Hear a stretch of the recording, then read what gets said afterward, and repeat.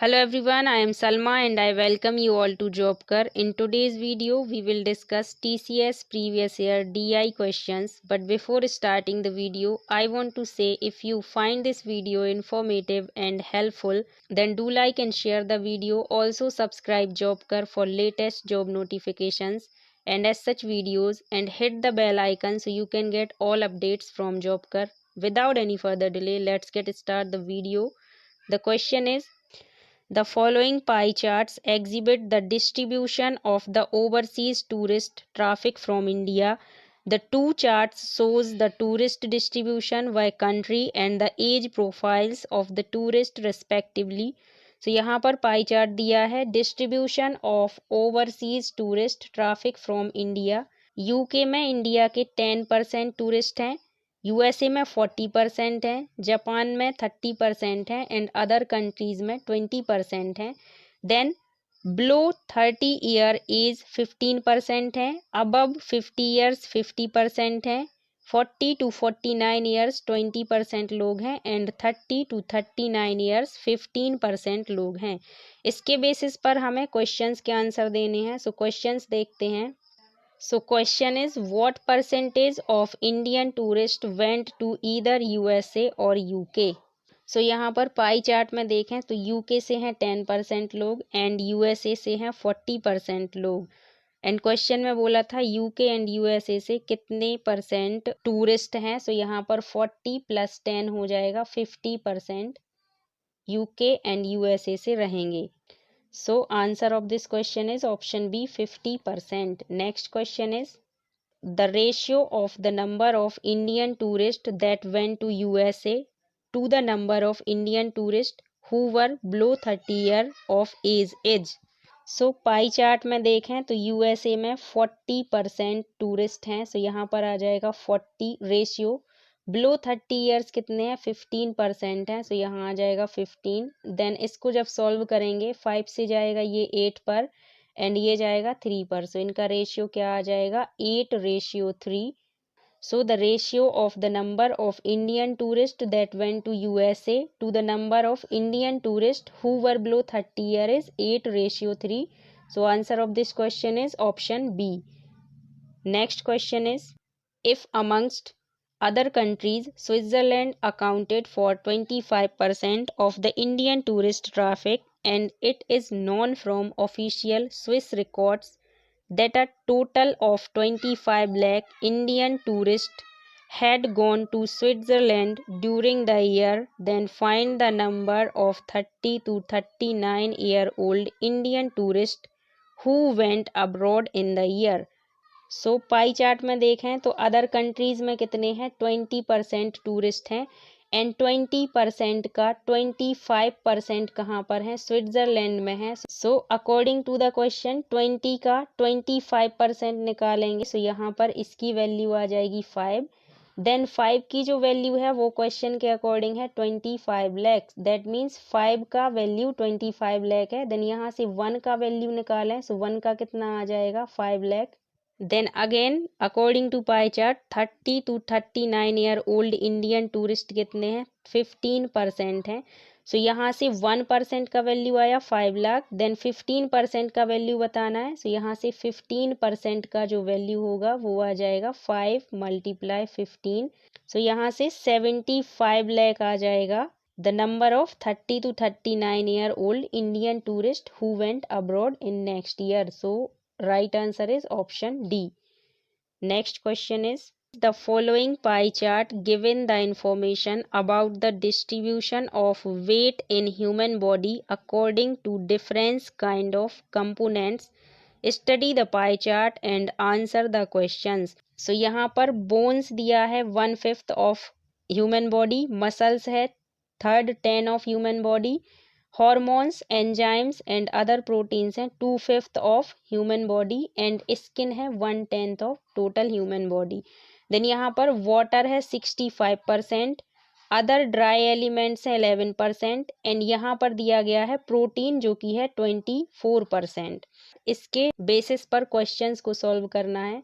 So question is, what percentage of protein of the human body is equivalent to the weight of its skin.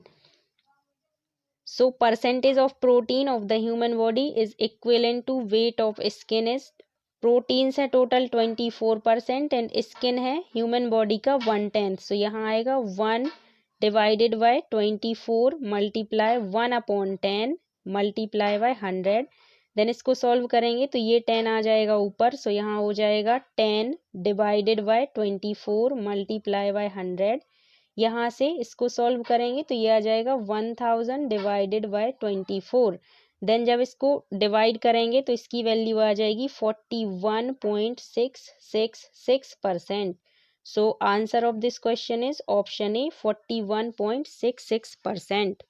Next question is how much of the human body is neither made of bones और skin. So according to pie chart skin and bones से total body बनी हुई है। Skin का है 1/10 and जो bones है उसका है 1/5।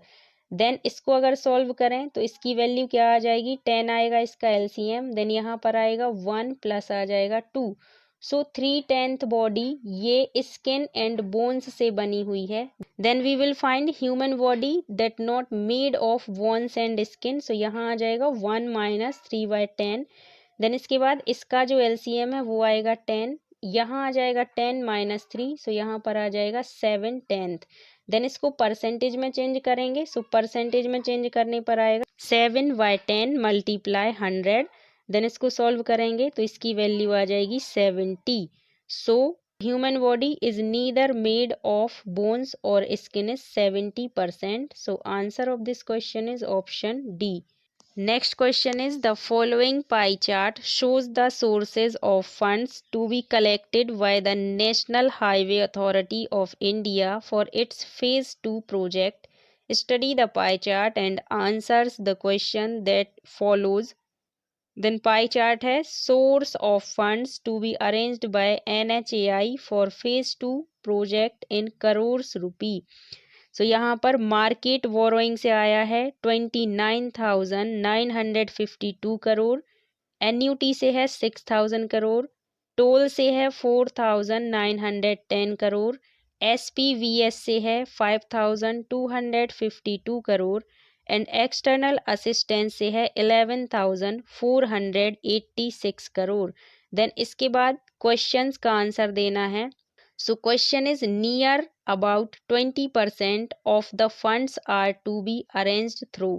So यहाँ पर टोटल फंड्स को अगर देखें पाई चार्ट में तो टोटल फंड्स क्या हो जाएगा 29,952 प्लस आ जाएगा 6,000 प्लस आ जाएगा 4,910 प्लस आ जाएगा 5,252 एंड प्लस हो जाएगा 11,486। सो जब इसको टोटल करेंगे तो ये निकल आएगा total fund. So total fund की वैल्यू आ जाएगी 57,600। देन इसका 20% निकालें तो इसका 20% क्या आएगा, यहाँ ये 2 0 से 2 0 कैंसिल हो जाएगा। देन यहाँ बचेगा 567 multiply by 20 and when we multiplied we have 11,520. so यहाँ पाई चार्ट में देखें तो 11,520 is approximately 11,486. so we can say near about 20% of the funds are to be arranged through external assistance. so answer of this question is option B. Next question is if NHAI could receive a total rupee 9,695 crores as external assistance, by what percent approximately should it increase the market borrowing to arrange for the shortage of fund? So pie chart में external assistance की value कितनी है 11,486 and question के according external assistance की value 9,695 है। So यहाँ से shortage of funds arrange through external assistance आ जाएगा 11,486 माइनस आ जाएगा 9,695। देन इसका जब डिफरेंस निकालेंगे सो यहाँ पर वैल्यू मिलेगी 1,791। सो ये हो जाएगी increase required in market borrowing, then increase percent निकालेंगे। सो इंक्रीज परसेंट आ जाएगा 1791 एंड मार्केट बोरोइंग कितना था 29,952 एंड इसको परसेंटेज में चेंज करने के लिए 100 से मल्टीप्लाई करेंगे। तो जब इसको सॉल्व करेंगे देन इसकी वैल्यू अप्रोक्सीमेटली 5.98% आएगी। सो यहाँ से 5.98 अप्रोक्सीमेटली 6% है। So answer of this question is option C 6%। I repeat, pie chart के अकॉर्डिंग एक्सटर्नल असिस्टेंस की वैल्यू है 11,486 एंड क्वेश्चन के अकॉर्डिंग एक्सटर्नल असिस्टेंस की वैल्यू है 9,695। देन यहाँ से इसका डिफरेंस निकालेंगे तो मिलेगा 1791। देन इसके बाद ये हो जाएगा increase required in market borrowing. Then इसके बाद इंक्रीज परसेंटेज निकालेंगे। सो यहाँ पर आएगा 1791 डिवाइडेड बाय आ जाएगा मार्केट बोरोइंग। सो पाई चार्ट के अकॉर्डिंग मार्केट बोरोइंग की वैल्यू है 29,952 एंड इसको परसेंटेज में चेंज करने के लिए 100 से मल्टीप्लाई करेंगे। देन इसको जब सॉल्व करेंगे तो इसकी वैल्यू आएगी 5.98।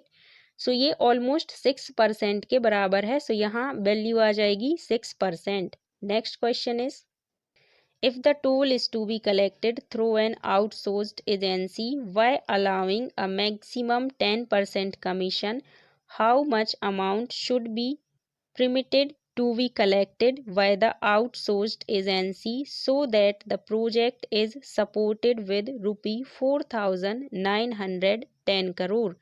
So amount permitted is equal to आएगा funds required from toll for project of phase 2। सो यहाँ पर इसकी वैल्यू दे के रखी है 4,910। देन इसका 10% कमीशन है। सो 4,910 का 10% कमीशन हो जाएगा। सो यहाँ पर वैल्यू ऑफ अमाउंट परमिटेड क्या हो जाएगी 4,910 प्लस आ जाएगा 491। देन इसको ऐड करेंगे तो इसकी वैल्यू आएगी 5,401 crore. So answer of this question is option C. Next question is, the central angle corresponding to market borrowing is. So pie chart से देखें तो यहाँ पर मार्केट बोरोइंग की वैल्यू है 29,952 एंड इन सबको टोटल करेंगे market borrowing, external assistance, SPVS, toll and NUT को, तो इसकी वैल्यू आएगी 57,600। देन मार्केट बोरोइंग की वैल्यू थी 29,952 एंड इसका सेंट्रल एंगल निकालने के लिए इसमें 360 से मल्टीप्लाई करेंगे। सो 360 से जब इसको मल्टीप्लाई करने के बाद सॉल्व किया जाएगा सो यहाँ ये ज़ीरो से ये ज़ीरो जाएगा। देन 29,952 मल्टीप्लाई 36 करेंगे। सो इसकी वैल्यू आएगी 10,78,272 डिवाइडेड बाय 5,760। देन इसके बाद जब इसको सॉल्व करेंगे तो इसकी वैल्यू आएगी 187 डिग्री 2 मिनट। सो यहाँ पर central angle corresponding to market borrowing is आएगा 187.2 degree. Next question is, the approximate ratio of the funds to be arrange through toll and that through market borrowing. So यहाँ पर toll and market borrowing का approximate ratio बताना है। Then यहाँ पाई chart में देखें तो यहाँ पर टोल का वैल्यू कितना दे के रखा है 4,910 एंड जो मार्केट बोरोइंग है उसका वैल्यू क्या है 29,952। If we multiply 4,910 by 6 then we have 29,460 which is approximately 29,952. Then we will say this is approximately 1:6. So the approximate ratio of the funds to be arranged through toll and that through market borrowing is 1:6. Next question is, the following pie chart shows the amount of subscriptions generated for India bonds from different categories of investors. So यहाँ पर pie chart है subscriptions generated for India bonds, FII 33%, offshore funds 16%, others 4%, national banks 2%, corporate houses 34% and NRIs 11%. Then इसके basis पर questions solve करने हैं. Question 1 is in the corporate sector approximately how many degrees should be there in the central angle. So according to pie chart, corporate houses की value है 34% and इसका central angle बताना है. So angle is equal to आ जाएगा corporate houses का percent which is 34% and इसको angle में चेंज करना है. सो यहाँ मल्टीप्लाई करेंगे 360 से, देन इसको सॉल्व करेंगे. सो यहाँ आ जाएगा 1224 डिवाइडेड बाय आ जाएगा 10. सो इसका जो वैल्यू है वो आएगा 122.4. सो इसका जो आंसर है वो हो जाएगा option C 122. Next question is if the investment by NRIs are ₹4,000 crore, then the investments by corporate houses and FIIs together. So according to pie chart, investment of NRIs है 11% एंड जो इसका value है वो दे के रखा है 4,000 करोड़. सो यहाँ से 1% का वैल्यू फाइंड करेंगे. 1% का वैल्यू आ जाएगा 4,000 डिवाइडेड बाय 11. देन इसके बाद investment by corporate houses and FIIs together. So corporate houses का परसेंट है 34% एंड जो FII है उसका परसेंट है 33%. सो इसको सॉल्व करें तो इसका वैल्यू आ जाएगा 67%. देन इसके बाद यहाँ 1% का वैल्यू दे के रखा है 4,000 divided by 11.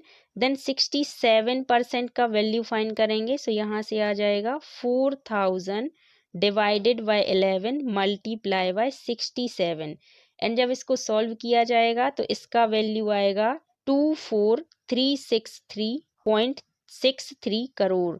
So answer of this question is 24,363 crores. I repeat, according to pie chart, investment by NRIs are 11% and according to question 11% का जो वैल्यू है वो है 4,000.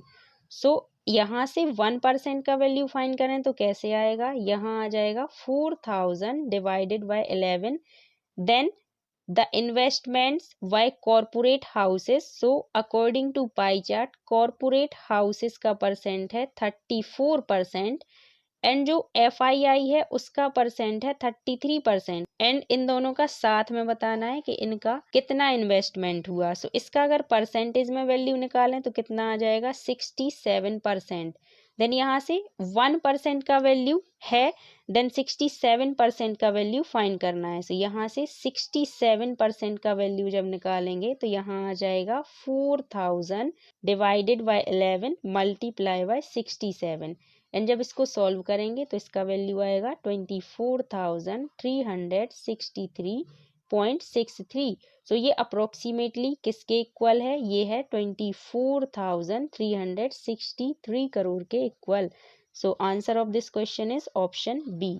Next question is what percentage of the total investment is coming from FIIs and NRIs. So according to the pie chart, percentage of FII is 33% and percentage of NRI is 11%. Then percentage of the total investment is coming from NII and NRI is equal to 33 plus 11. So इसका जो value है वो आ जाएगा 44%. So answer of this question is option C. Next question is if the total investment flows from FIIs were to be doubled in the next year and the investment flows from all over sources had remained constant at their existence levels for this year, then what would be the proportion of FII investment in the total investment into India bonds next year in US dollar millions. So according to pie chart, FIIs currently account for 33 out of 100. Then if there is doubled and all other investment are kept constant, then their new value would 66 out of 133. Because जब investment constant रहेंगे तो इसकी value होगी 100% and जो FII है उसके value को double किया है, यहाँ था 33, सो यहाँ इसमें 33 और ऐड हो जाएगा। सो यहाँ पर FII का वैल्यू हो जाएगा डबल, सो इसका डबल करेंगे तो कितना आ जाएगा 63 एंड इसमें 33 ऐड हो जाएगा, सो ये कितना हो जाएगा 133 हो जाएगा। सो यहाँ पर क्या आ जाएगा 66 डिवाइडेड बाय 133 एंड इसको परसेंटेज में चेंज करने के लिए 100 से मल्टीप्लाई करेंगे, देन इसको सॉल्व करेंगे। सो इसका वैल्यू आएगा 49.62% which is approximately 50%. So answer of this question is option B 50%. I repeat, FII का करंट अकाउंट 33 आउट ऑफ 100 है, then if FIIs amount is double, so यहाँ हो जाएगा 33 मल्टीप्लाई 2 बिकॉज एट प्रेजेंट इसका 33 है, इसका डबल करने पर क्या हो जाएगा 66 हो जाएगा एंड बाकी के जो इन्वेस्टमेंट है उनको कंस्टेंट रखेंगे तो यहाँ पर क्या आएगा 100, देन 33 इसमें ऐड हुआ है, सो इसका क्या होगा, इसमें 33 ऐड भी तो करना पड़ेगा, सो यहाँ ऐड हो जाएगा तो इसकी वैल्यू कितनी आ जाएगी 133 एंड इसको परसेंटेज में चेंज करने के लिए 100 से मल्टीप्लाई कर देंगे। सो इसका जो वैल्यू है वो आ जाएगा 49.62%। सो ये अप्रोक्सीमेटली 50% के इक्वल है। So answer of this question is option B. Next question is the circle graph given here shows the spending of a country on various sports during a particular year. Study the graph carefully and answer the questions given below it. So cricket के लिए 81 degree spend किया गया है, hockey के लिए 63 degree spend किया गया है, फुटबॉल के लिए 54 डिग्री स्पेंड किया गया है एंड अदर्स गेम के लिए 31 डिग्री स्पेंड किया गया है, गोल्फ के लिए 36 डिग्री स्पेंड है, टेनिस के लिए 45 डिग्री स्पेंड है एंड बास्केटबॉल के लिए 50 डिग्री स्पेंड किया गया है। सो इस पाई चार्ट के बेसिस पर आपको क्वेश्चंस के आंसर देने हैं। सो क्वेश्चन है what percent of total spending is spent on tennis. So according to pie chart tennis के लिए 45 डिग्री स्पेंड किया गया है, सो यहाँ पर आएगा 45 डिग्री एंड टोटल कितना है 360 डिग्रीज है एंड इसको परसेंटेज में चेंज करने के लिए 100 से मल्टीप्लाई होगा, इसको यहाँ से 0 से ये 0 जाएगा, 9 पर ये जाएगा 5 से एंड ये जाएगा 4 से, देन इसको यहाँ आ जाएगा 50 डिवाइडेड बाय 4, देन इसको सॉल्व करेंगे, ये आ जाएगा 25 डिवाइडेड बाय 2। सो इसका जो आंसर है वो आ जाएगा 12.5। सो answer of this question is option A. Next question is if the total amount spent on sports during the year be 1 crore 80 lakhs, the amount spent on basketball exceeds on tennis by. So total spent on sports during the year 1 crore 80 lakhs है, then according to pie chart basketball पर 50 degree spend किया गया है and tennis पर 45 degree spend किया गया है। So यहाँ से निकलेगा amount spend on basketball exceeds that on tennis 50 minus 45, सो यहाँ से 5 डिग्री आ जाएगा, देन इसके बाद 5 divided by 360 multiply bye 1 crore 80 lakh करेंगे, देन इसके बाद इसको सॉल्व करेंगे। सो इसकी वैल्यू क्या आ जाएगी, यहाँ पर आएगा 50,000, देन 50,000 मल्टीप्लाई बाय 5 करेंगे, सो इसका वैल्यू आ जाएगा 2,50,000। So answer of this question is 2,50,000। Next question is how much percentage less is spent on football than that on cricket. So according to pie chart cricket पर 81 degree spend किया गया है, so यहाँ पर cricket का value निकालें तो ये आएगा 81 डिवाइडेड बाय 360। सो यहाँ पर इसका वैल्यू आ जाएगा 9/40। Then according to pie chart football पर 54 डिग्री स्पेंड किया गया है। सो यहाँ इसकी वैल्यू क्या आ जाएगी 54 डिवाइडेड बाय 360। देन इसको और सॉल्व करेंगे तो इसका वैल्यू आएगा 6/40। Then spent on football than that on cricket क्या आ जाएगा 9/40 माइनस 6/40। देन इसको सॉल्व करेंगे तो इनका एलसीएम आ जाएगा 40 एंड यहाँ आएगा 9 माइनस 6। सो इसका जो वैल्यू है वो आ जाएगा 3 डिवाइडेड बाय 40। देन इसका परसेंटेज फाइंड करेंगे। सो परसेंटेज आ जाएगा 3 डिवाइडेड बाय 40 एंड क्रिकेट का जो वैल्यू है वो कितना था 9 डिवाइडेड बाय 40 मल्टीप्लाई बाय 100। सो यहाँ 40 से ये 40 जाएगा, 3 से ये 9 जाएगा 3 पर, देन 100 डिवाइडेड बाय 3 आएगा। इसको जब सॉल्व करेंगे तो इसका वैल्यू आ जाएगा 33 1/3%। So answer of this question is option C.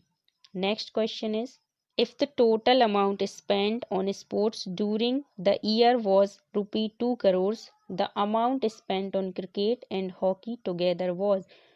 So total spent on sports है 2 crore, then amount spent on cricket and hockey। So according to pi chart cricket का स्पेंड 81 डिग्री है and जो hockey है उस पर 63 degree spend किया गया है। देन इसको ऐड करेंगे तो इसका वैल्यू आ जाएगा 144 डिग्री। सो यहाँ से 360 डिग्री का जो वैल्यू है वो दे के रखा है 2 करोड़। देन यहाँ से 1 डिग्री का वैल्यू निकालेंगे तो आ जाएगा 2 crore divided by 360 degree. Then यहाँ से हमें वैल्यू बतानी है 144 डिग्री की। सो यहाँ से 144 डिग्री का वैल्यू फाइंड करेंगे। सो आएगा 2 crore divided by 360 multiply by 144। Then इसको सॉल्व करेंगे तो इसका वैल्यू आ जाएगा 80 lakhs। सो यहाँ पर answer of this question is option B 80 lakh। This is the last video. I hope you like the video. If you like the video, give it a thumbs up and subscribe Jobkar for latest job notifications and as such video. Thank you.